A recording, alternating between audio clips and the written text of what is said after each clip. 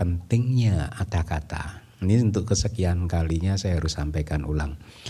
Jangan menganggap atau jangan berpandangan yang keliru tentang kitab komentar. Bahkan kitab komentar yang selama ini Anda dengarkan di kelas hari Minggu ini adalah penjelasan dari kitab komentar. Bahasa Palinya ada kata gitu. Ya. Ada kata itu artinya adang katiyatiti. Ada kata artinya adalah makna, semua makna yang diajarkan oleh Buddha dijelaskan di sini, di sini, di kitab ini. Itulah mengapa disebut ada kata atau saya terjemahkan menjadi kitab komentar. Ada yang tidak suka dengan istilah komentar, tetapi Anda boleh baca Kamus Besar Bahasa Indonesia. Jadi penjelasan atau terjemahan ada kata sebagai komentar itu sudah tepat. Ya, Anda bisa lihat di Kamus Besar Bahasa Indonesia apa itu arti komentar gitu. Nah, kemudian saya sampaikan kepada yang bersangkutan, kalau pertama saya jelaskan bahwa ada kata yang tertulis di dalam kitab komentar itu sesungguhnya juga diulang di konsili Buddhis yang pertama 3 bulan setelah Buddha Parinibbana. Jadi di kitabnya disebutkan bahwa intisari apa yang disampaikan, intisari dari ajaran Buddha dikelompokkan dan kemudian itulah yang kita kenal kemudian sebagai Tripitaka.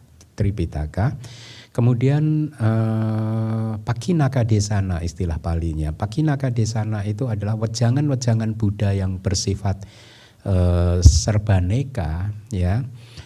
Yang lain-lainnya itu dimasukkan ke dalam kitab yang kemudian disebut Atthakatha. Jadi Atthakatha penjelasan di kitab komentar itu bahkan sudah ada di zaman Buddha, ya.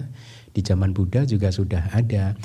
Nah, kemudian kalau mau dijelaskan lebih detail begini. Kan Anda sudah belajar Dhammapada sampai stansa 343 minggu lalu kan. Ya, kalau orang yang percaya bahwa Buddha, kata-kata Buddha hanya ada di Tripitaka, maka ketika dewa jauh-jauh datang dari alam atas bertemu dengan Buddha dan memohon wejangan dari Buddha, kemudian Buddha menyampaikan satu stansa Dhammapada, ya. Saya tanya kepada Anda, satu stansa Dhammapada itu kalau dibaca kira-kira memakan waktu berapa lama? 1 menit? Setuju? Setuju.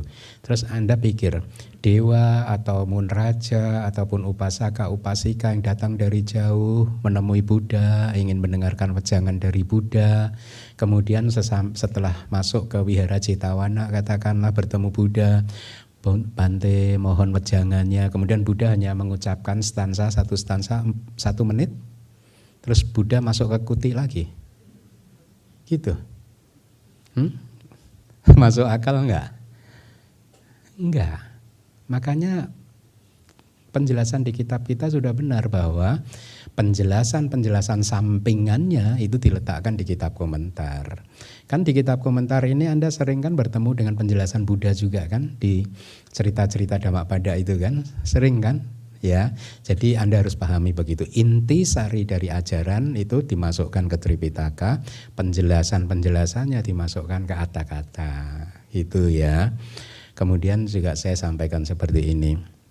Oke, kalau ada upasaka tersebut tidak percaya kitab komentar, kalau dia pembabar dhamma, ya, kalau dia pembabar dhamma, misalkan membabarkan stansa Dhammapada tadi, katakanlah dia membabarkan 10 stansa.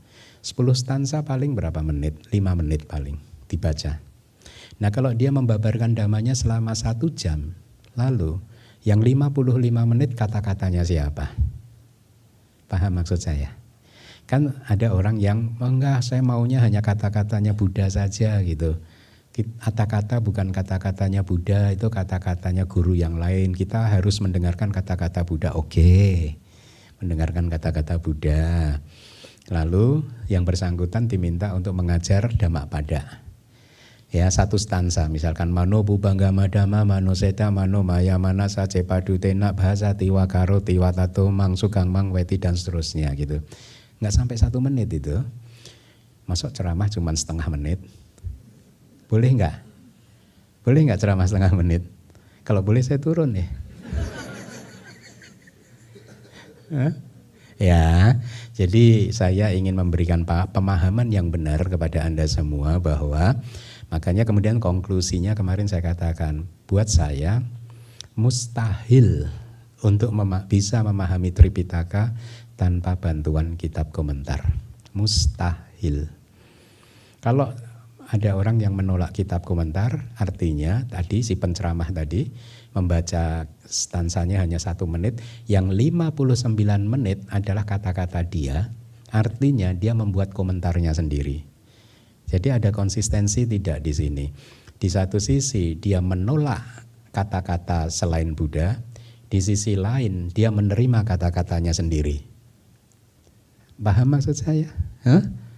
Harusnya kalau menolak kata-kata yang bukan kata-kata Buddha, kata-kata dirinya sendiri juga harus ditolak dong.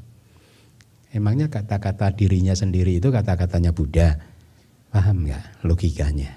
Ya, makanya karena saya ini udah berapa tahun di Indonesia, dulu kan saya menjawabin yang kayak gini nih.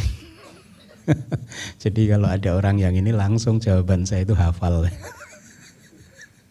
Ya karena sejak masuk ke Indonesia tahun 2011 ya, itu sering kan saya meluruskan pandangan-pandangan, salah satunya seperti ini, belum nanti Abhidhamma bukan ajaran Buddha gitu. Terus saya siap jawabannya itu.